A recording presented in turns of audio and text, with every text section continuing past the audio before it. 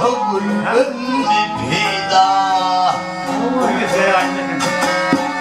Hormanlar yekelin derdin der, ödün yekel oldum ilen pida.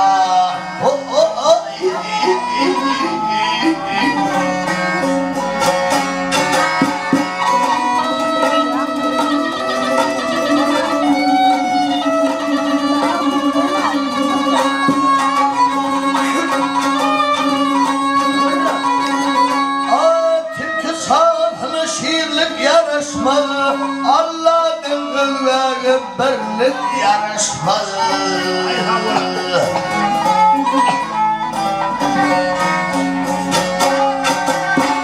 O korkuduğuna horluk yarışmaz. Hayratım olmasa yüzün pida.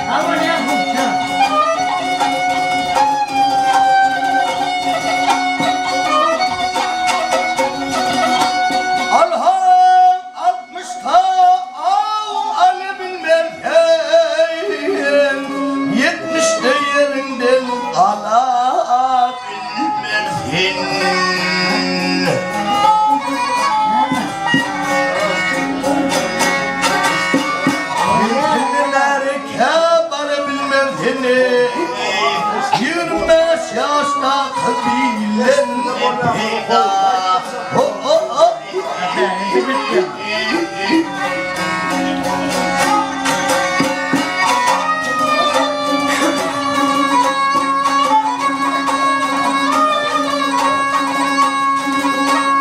Bir yan sadım bilen bir yana gitsin, yadından çıkarmaz yaşlılık yetin.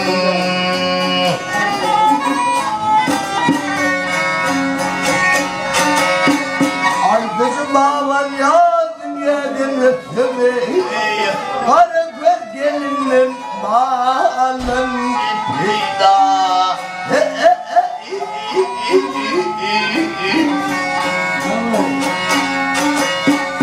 Aydıcı baban yazın yedin öpümü, karı göz gelinin kıyılın pida.